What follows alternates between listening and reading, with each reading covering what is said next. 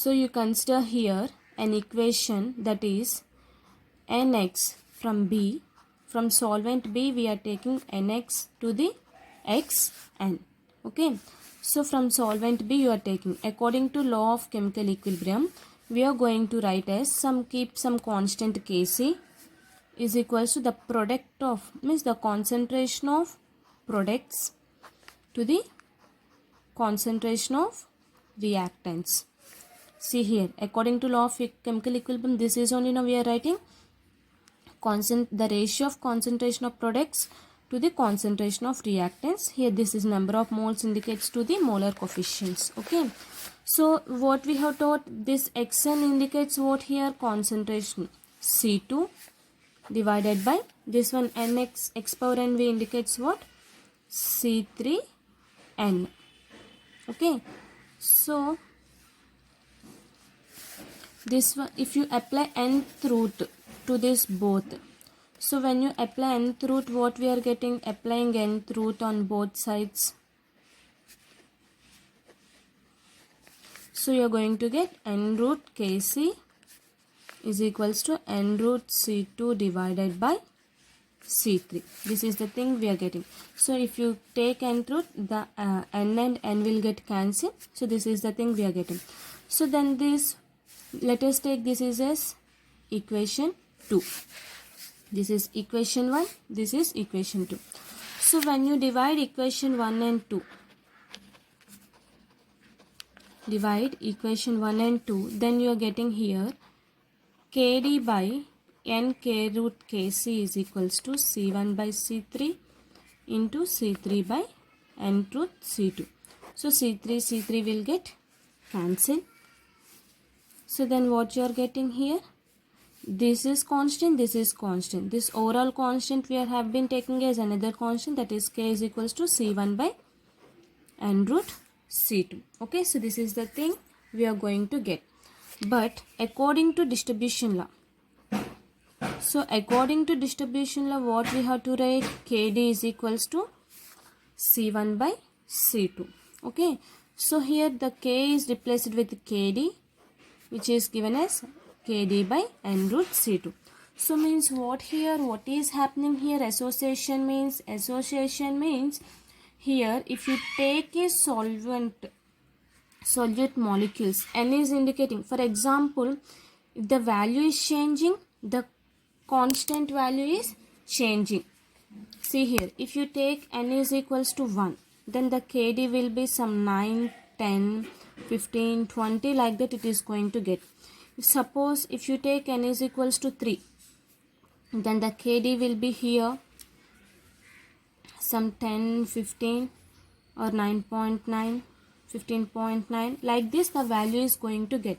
So means what here, it is not obeying the distribution law.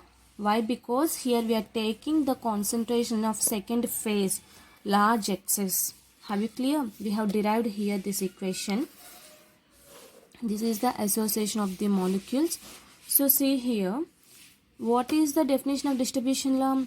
When a dissolved substance is distributed itself between these two concentrations, which is in equilibrium, it should be constant. That is known as distribution law. But what happening here, the C1 is in same phase.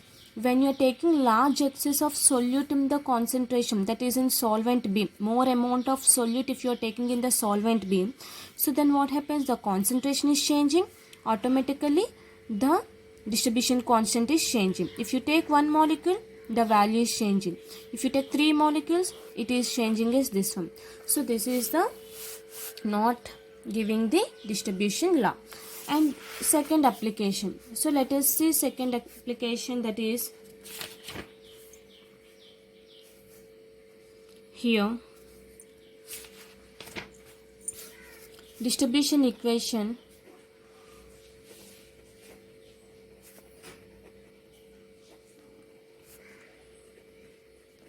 when the solute dissociate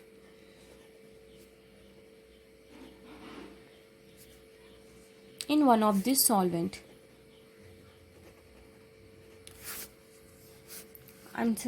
See, in association it it can take in A solvent also large excess, in also B also.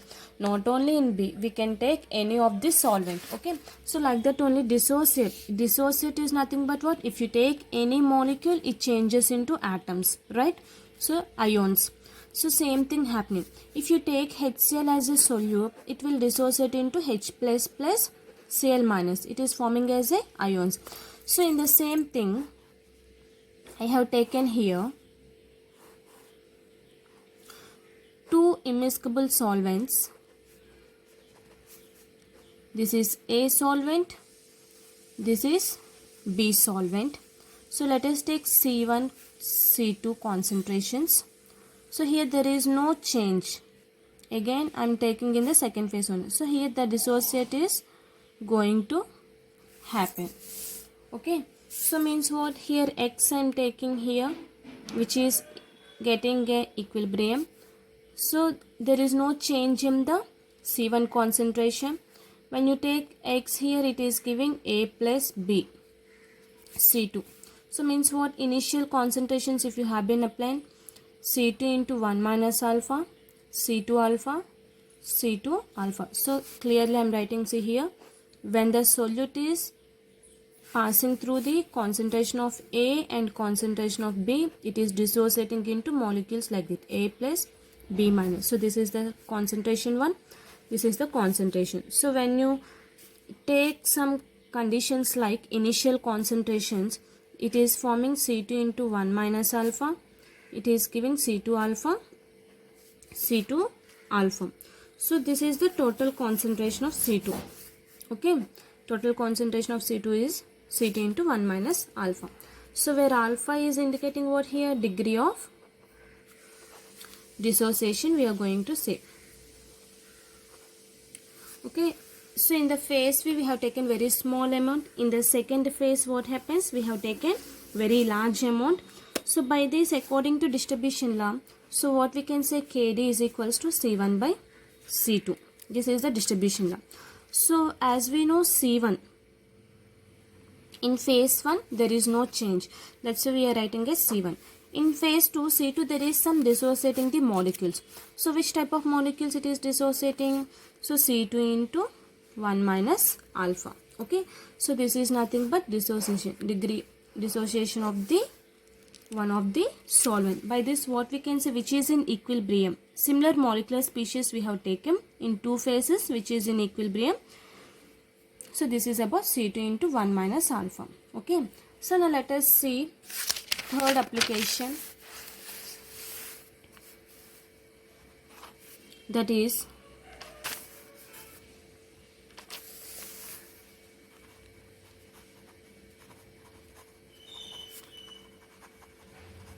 distribution equation when the solute enters into chemical combination. So here we are taking distribution equation with chemical combination, it is going to see. So now let us again take one of the equation.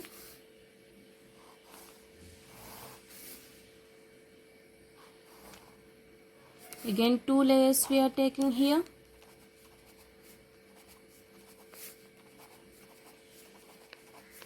That is C1 no change, C2 some of the solvent, there will be a combination with the solvent we are taking. Okay, one of the solvent. So here again same thing happens, X you are taking, which is there is no change. Again X plus NS, sum of the number of solvent if you add, then you are getting XNS. Okay, so means what? C2 into 1 minus alpha for X. This is C2 alpha. This is the total concentration C2 we are getting. So I am writing clearly here, see X, which is indicating C1. So the total change will be when you add solute and solvent here, it is giving some of the chemical equation. For X you are getting C2 into 1 minus alpha, this one you are getting C2 alpha. Okay, so by this what we can say here, this one X represents one of the solute. it remains a single molecule in concentration 1. It does not undergo any chemical change in the concentration 1. But coming to C2 here, there will be total concentration of the solute, this one. Okay, so in concentration 2. So where it enters into chemical reaction with the solvent, it will form complex molecules.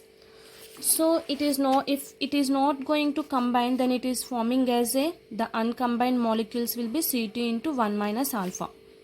So when it is forming a complex molecules, it is forming as XNS is equals to C2 alpha.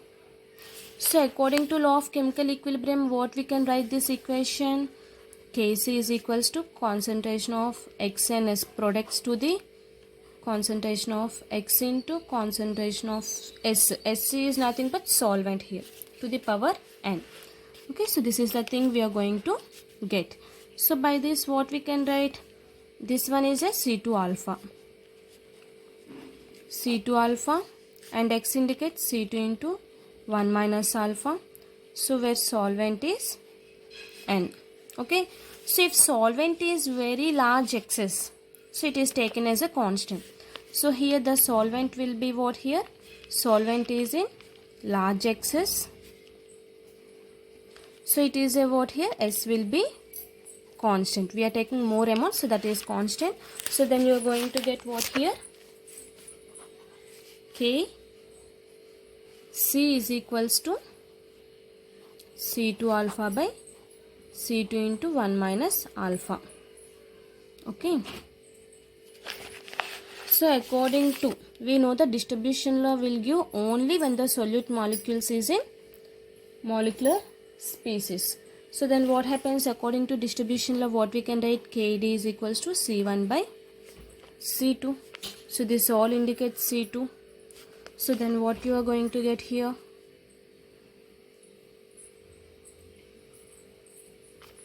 So let us take, this is one equation. Okay. So if you take some constant Kd is equals to, then what we are going to get here? C1 by C2 into 1 minus alpha, according to dissociation of the molecules we have taken. When the molecules are dissociated, means when the solute exists in similar places, we are going to get this is. Let us take this is as equation 2. When you divide these two equations, then you are getting here Kd is equals to C1 by C2 into 1 minus alpha, C2 into 1 minus alpha by C2 alpha. So this one will get cancelled. So Kd is equals to C1 by C2 alpha, where alpha is constant. Then you are getting Kd is equals to C1 by C2. So by in chemical combination of reactions, we are going to get the distribution law is holding good.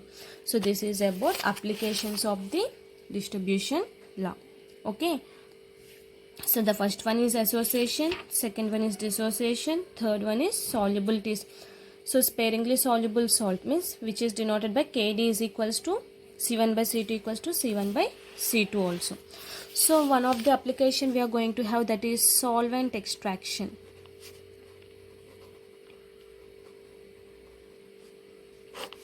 So solvent extraction is nothing but what means here, when you take an immiscible solvent. So this is the separating funnel.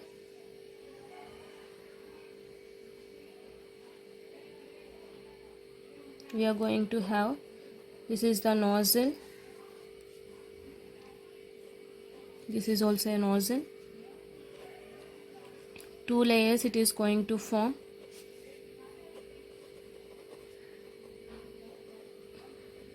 Separating funnel. For example, this is a water, this is a benzene. Okay, so you have to separate these two layers, water and also benzene. So to separate these layers, we have to add some ether. If you add an ether, then what happens? If you shake it well, it will form an aqueous layer and it will form a organic layer.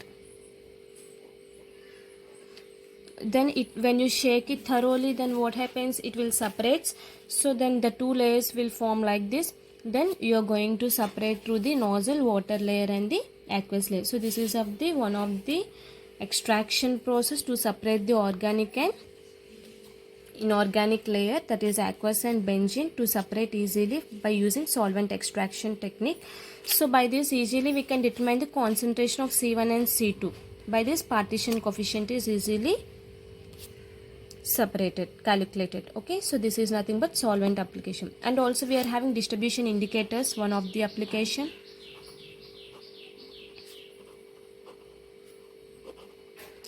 So distribution indicators is nothing but what here? The distribution indicators is nothing but here.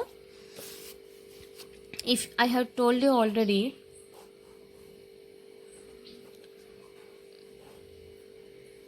so this is a CS2 and this is a water. When you add iodine to this, it is not going to dissolve. Okay, the iodine is not going to dissolve in water. So means what? It is a colorless solution.